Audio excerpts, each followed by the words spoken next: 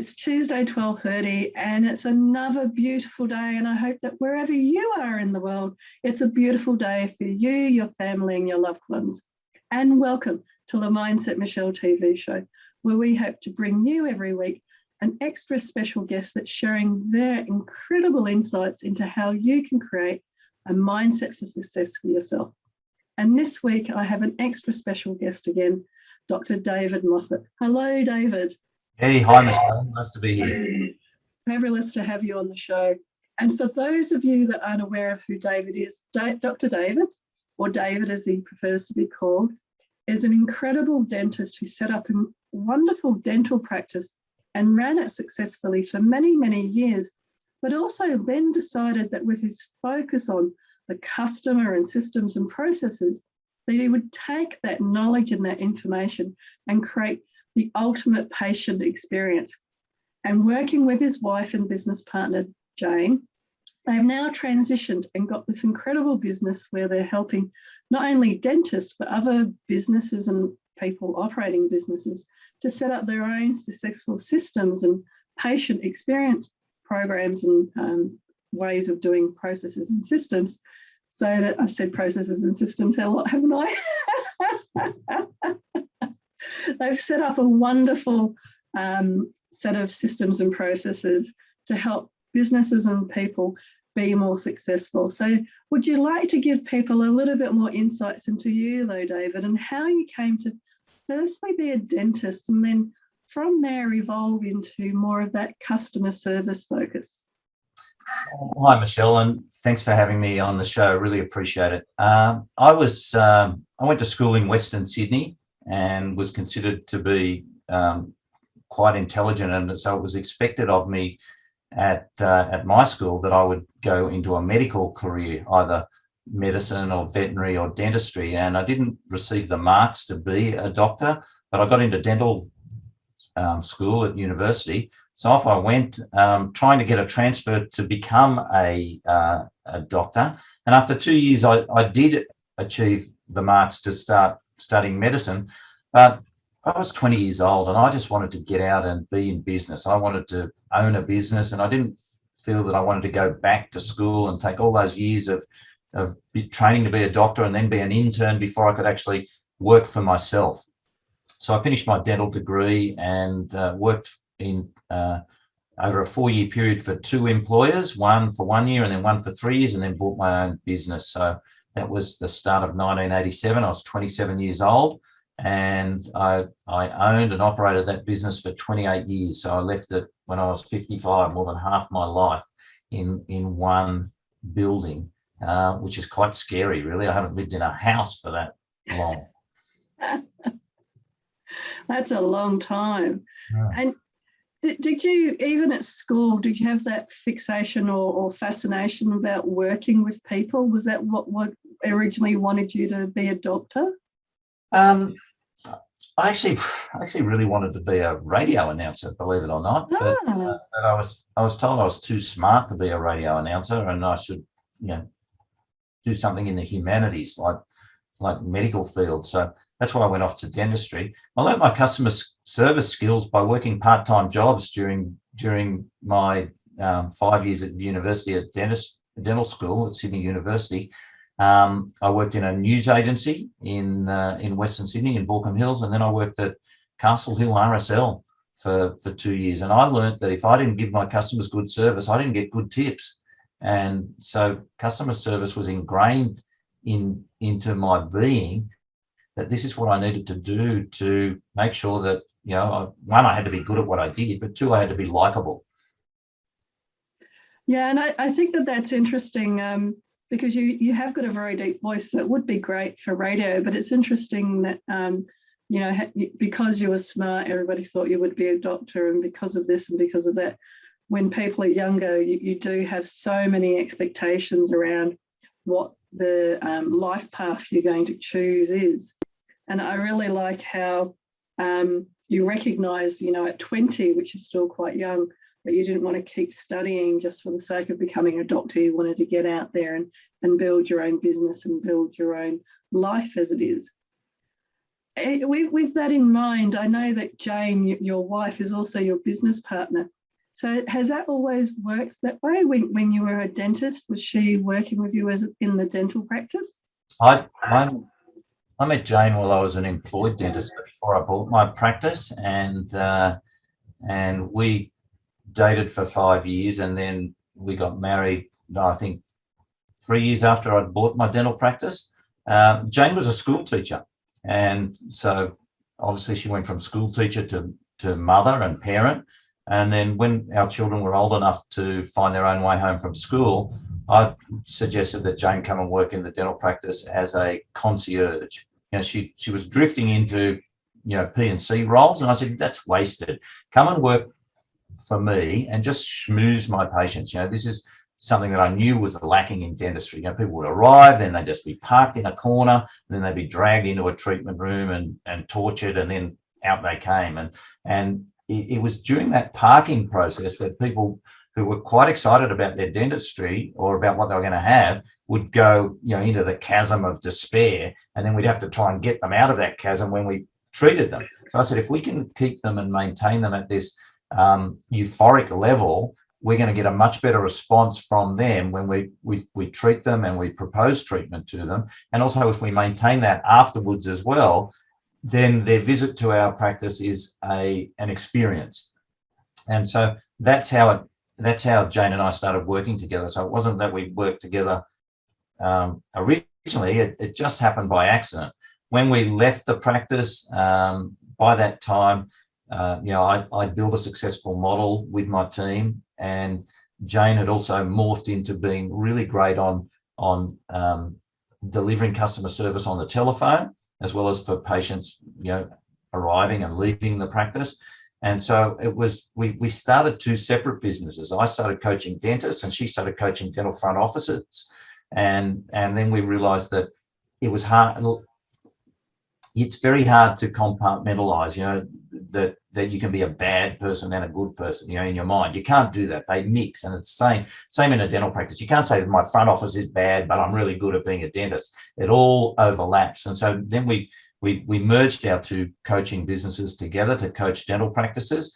But I think the kicker, and I think you're leading into this, how do we get into working with non-dental practices? Well, we knew we were doing great customer service back in 2008, 2009, but a chance meeting at a dental meeting in 2010 where I met a customer service speaker in the United States who was coming to Australia. And I saw him and I said to Jane, I remember ringing her from Brisbane and saying, we've got to go and do this guy's 4-day course. And off we went to Cleveland in 2010 to learn his method, and brought that method back and applied that method as the glue to our dental practice.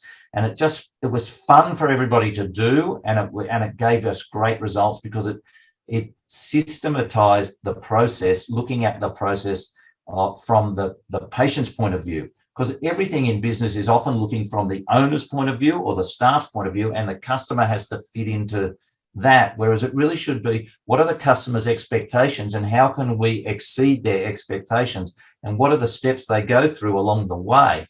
And when we looked at it that way, and we gave each step to our staff to say, well, you're working with the patient that time. The dentist really only just treats the patient. He says hello, he treats, and he farewells. It takes a lot of time, but the staff have so many little interactions before and after that, and they realize how important they were.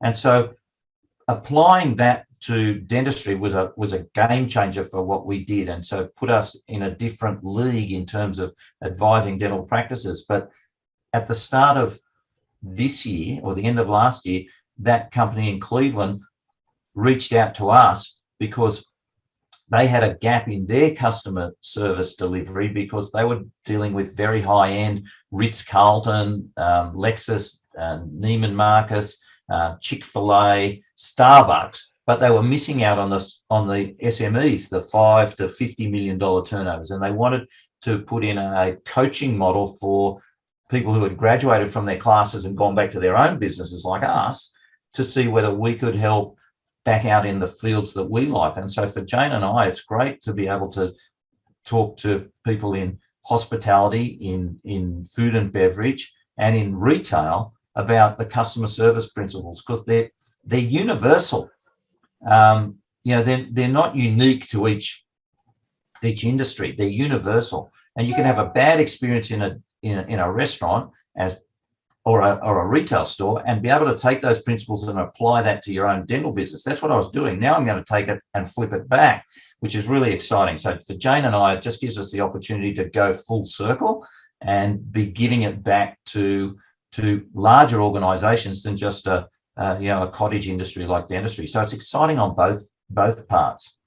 And I really hear that excitement as you're describing it. And thanks for explaining and people understanding more now that evolution. I really think you did a great job there of explaining the evolution of how did somebody that started off wanting to study to be a doctor, become a dentist, become a coach, and then build a successful global business, not about dentistry anymore, but in that SME market. And one of the things I heard, and I think it's really fabulous, is that the success came out of recognizing that was the end-to-end experience for the customer. It wasn't just the dentist being great or the concierge or the receptionist. It was each part of it being a great experience. And I actually visited my dentist the other day, and I was struck as you were talking how transactional it was. Hello to the receptionist, sit down, he does the job, and then goodbye to the receptionist and book in for 6 months' time. And it is very transactional, as opposed to what I'm hearing you describe of that experience of, well, what's your maintenance plan? What's your vision for your teeth? What's your this, what's your that? Which can be applied to, yes, it can be applied to a restaurant or any sort of hospitality or any kind of business. That's amazing. It was after I left my practice, I went and worked for, after I'd sold it, I went and worked for a couple of practices, but at one in particular, the staff would bring the patient in and then leave the patient on their own until the dentist arrived. And I thought, this is crazy. We've got somebody about to spend $4,000 on their teeth, and we can't even take 2 minutes to talk to them. What are you going to do? Scrub instruments? No, you've got to talk to them. How's your day? What do you got planned for the weekend? Was the traffic bad? Anything, just create a conversation, because, and so the art of conversation in dentistry is really lost. Sometimes people think, even staff think, oh, they're coming to see the dentist, they're coming for what the dentist does. It's not about what the dentist does. The public perceive that dentists all do the same thing very well. That's why they're dentists. But it's how they make them feel. It's how they make them feel important. And so my best patient in my dental practice was a man called Russell, who during the 15 years that I treated him, he was a garbage man, he was a storeman, and he was a postman. So you get that profile of somebody who you would think was after a glamorous smile. But the thing that Russell loved about coming to see us was that everybody in the practice made him feel like he was the most important person that they were talking to all day. And funnily enough, after I'd left my practice at the end of 2014, I saw Russell in a Parramatta District Facebook group, and I asked him to be my friend, and he replied and said, I would never in my life have thought that you would have wanted to be my friend. And Russell and I are really great friends now, despite the fact that he follows a different football team and he votes a different way to me. We have a respect. He has a respect for what I did for him, and I have a respect for him as a person and the journey that he's gone through his life. So it's about relationships, Michelle, and relationships are important. When you dine out, when you go and buy clothes, when you're furnishing a house, when you're building a house, all these things. When you're buying a car, it's about how those people make you feel and whether you trust them and whether you think they've got your best interests. It does. And so just along those lines, what do you think success then means to you? What out of that background, that very varied and interesting background, what have you decided or come to the conclusion that success means for you?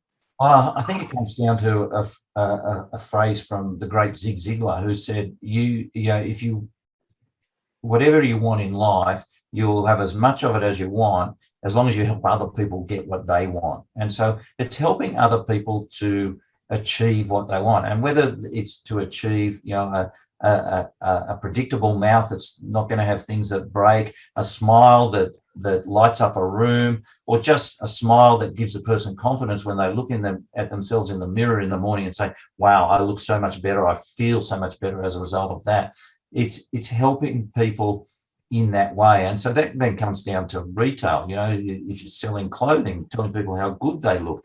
If you're selling furniture, if you're selling them a car, cars are the best example. Why people buy mag wheels, I'll never know. You can't see them. They give you a worse ride when you're in them, but people put them on their car because it makes them look good when they're in that car. So again, and that's all part of the psyche. So helping people to feel better about themselves and to make it a win-win transaction. That's what it's got to be. If it's a win-lose transaction, I won't be in it. I get people call me and say, I want to sell my dental practice. I want to build it up and sell it. And I say, what you're saying is that you've got a bad practice. You want to tart it up and sell it to some poor schmuck, and then he's stuck with it. So that's not how I work. I help dentists build practices that they keep, not that they flip.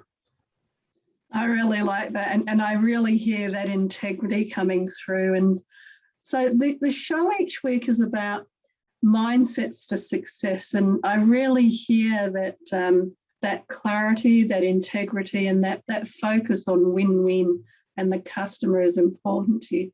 But what sort of tips do you think you might share with viewers around how they can create that same sort of mindsets of the success for themselves? What would be your suggestions?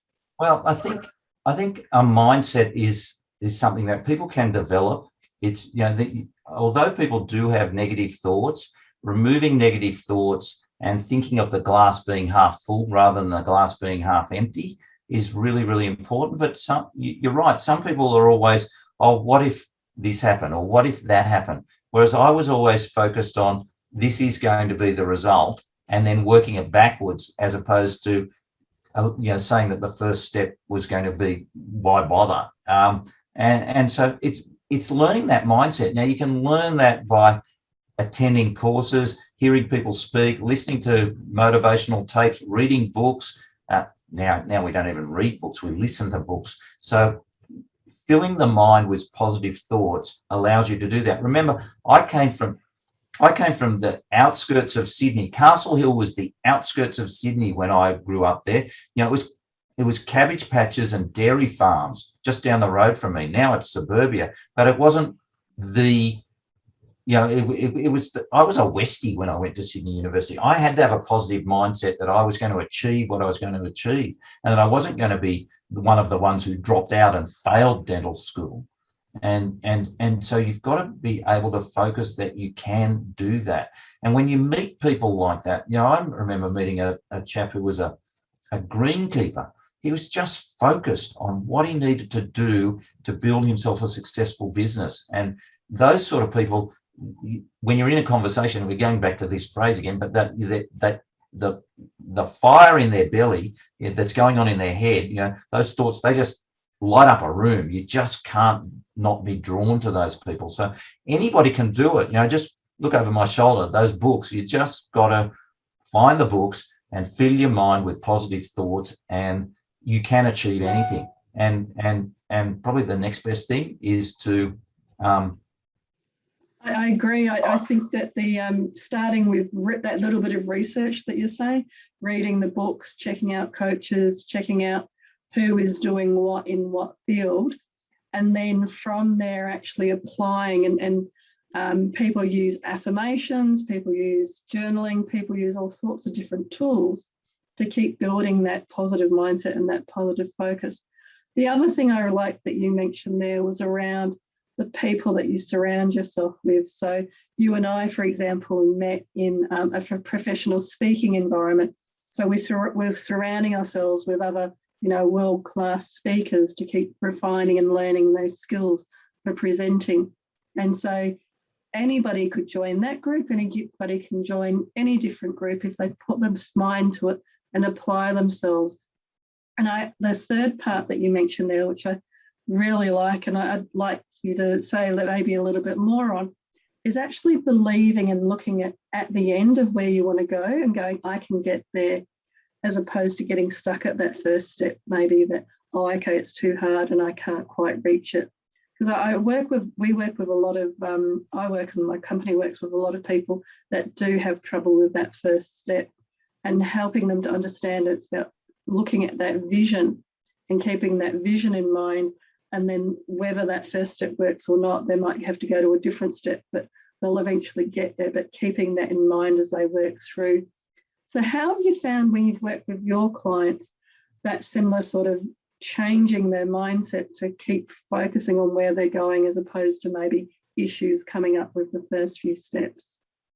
Well, I always focus with my clients on them having a clear idea of what they want, what their end result of their business is. And I guess in terms of customer service in dentistry and customer service in regular businesses, the important thing is that focusing on that end result, and then, like you said, going back to what's the first thing that you need to put in place. You can't just run a business and then 5 years down the track say, all right, now I want to do this with it, because it's kind of like jumping in your car and not turning Siri on and then just driving for 5 minutes and then find that you're meant to have been going the other way.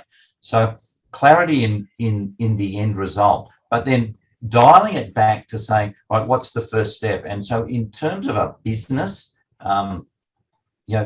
building the team around you that have that customer service vision, then train the team.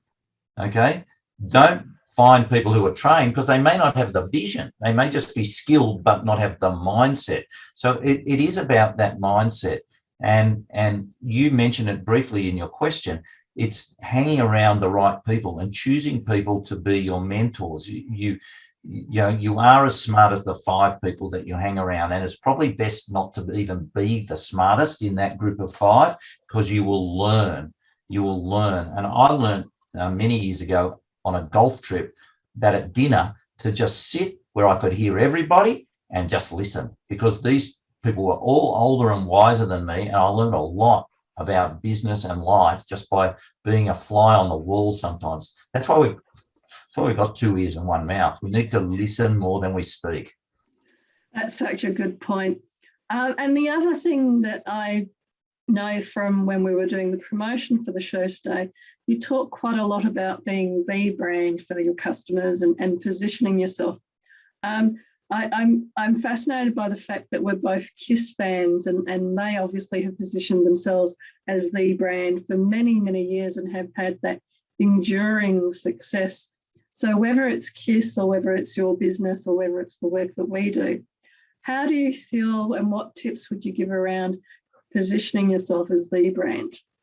Well, first and foremost, when you're in business, any business, what you've got to realize, what every business owner has to realize, is that out there in the population, 20 to 25% of the population don't care what you charge, because they perceive that the service or the product that you give them is exceptional value, and they don't even care what your competitors charge. So there's a pool of 20 to 25% of the population that you can just please. And I thought, that's right. The guy who used to mow my lawn when I lived in Sydney, I didn't know what my neighbour over the road was paying his guy. I just thought that my guy was giving me great value. He gave me a great looking lawn. He took photos of it and posted them on Instagram.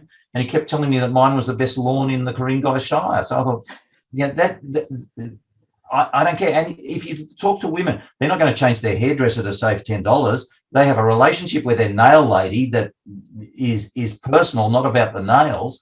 And it's all about that. So don't think that every customer is price conscious, and then apply the Pareto principle to that. Remember that if 20% of your efforts result in 80% of your income, focus on that 20% who can't live without your brand, and you'll get 80% of your income. Don't focus on the 80% that are going to be the whiners and the whingers back in your business. And clearly that's logical. Sometimes we in dentistry, we used to cater to these people who would whine and whinge, and they might be even upsetting our valued patients sitting there minding their own business, looking forward to their dental experience. So think a little bit logically about who you don't have to be, you can't be everything to everybody. So pick your market. And I think that that ties nicely into something perhaps we haven't really mentioned much of yet, but I talked a lot about at the beginning, about those systems and processes. And I think that that's very true, because if you define and create the systems and processes for those 20% high value clients that bring you 80% of your business, then it's a very different to, like, as you're saying, being all things to all people. You know, that the systems of remembering birthdays and special occasions for those key clients, it's those small things that people really appreciate, because then they feel valued and remembered. Like with hairdressers and nail people, they know the stories and the history of people, and so it's a personal relationship when you go and see them again. It is. We used to send out Christmas cards. Some of our patients said that we were the only Christmas card they ever got. But we'd send out Christmas cards and birthday cards and make people feel important, and they were important to us. It's really, in business, you want your customer to believe that you've been waiting for their arrival all day. Now, I know dentistry is by appointment, so that's really easy to prepare, but it's if you make them feel like they're an interruption, there's a good chance, as soon as you start taking customers for granted, then they leave and go elsewhere if they feel like they're being ignored. You came down to systems, and I'll just say this about systems. If McDonald's can train teenagers to sell hamburgers and create a multi-billion-dollar empire worldwide, it's all about systems. There's a reason they ask, do you want to supersize? Because a percentage of people, and it's a known percentage, will say, as a matter of fact, I would. And so dental practices run usually with no system. So it was easy for me to implement systems. And a lot of businesses do that. Most sporting teams, including under 6 soccer teams, are better managed than businesses, because they have a professional coach, they have a playbook, and they practice. 3 things that dental practices and 3 things that most businesses don't have. Yeah. So such fascinating stuff. And so if people are wanting to get in contact with you after the show, what's the best way to reach out to you? Well, they can find me on LinkedIn or Facebook. I was obviously an early adapter because it's just my name, David Moffet, and I say it's MOFF, double F for French fry, and then ET, like the movie, phone home, easy to remember, Moffet. And I'm there on LinkedIn, and I'm there on Facebook, and I'm happy to connect with anyone. What you see is what you get. This is me. I don't have a private Facebook where I keep the public off. I'm a glass door, and that's the easiest way. All my websites, but you can get those off my Facebook page and also off my LinkedIn page. Fabulous. And just then finally, if you were to go back to that young David wanting to study medicine and starting out in the world and then deciding to do dentistry instead, what advice would you now give to yourself at that age? Well, I'd probably give the same advice that I was given when I bought my practice from the dentist I bought it from, who was retiring. And he just said to me, he said, David, from day one, treat this business as you want it to be. So he said, work the days, don't work more days and then try and cut them back. Work the days that you want it to be from day one. And so that's what I did. And it was very sound advice. It just set me up. But probably the best advice I ever got given was by a patient who said to me, he said, Doc, what's with all these options? He said, you're the guy with the white coat. Tell me what I've got to do and I'll do it. And I think that sometimes we get tied up in spreading ourselves to and confusing people. I think people just want to know what's the clear next step. Yeah, I think that's very good advice, especially for your younger self around we can get, in a sense, stuck with so many options and just coming to, well, what's the next step? And when we were talking about working with customers and clients about going to the vision, what they really want to know, well, what is the next clear step that I've got to do to reach that vision? And it's our role to help them to do that. But I can see that we've run out of time, and it just goes so quickly. But thank you so much for being on the show, David. Pleasure. Thank you for having me. I've really enjoyed this. It's been such a pleasure to have a fabulous chat and insights again. I feel so blessed to have so many different people from different areas of expertise come onto the show and share their insights into who they are and also into what they see as what skills and tools and techniques you can develop to create that successful mindset. But for now, we've run out of time again. I look forward to seeing all of my fabulous viewers next week. But thank you for tuning in today. And from my heart to your heart, be great, be fabulous, and be you.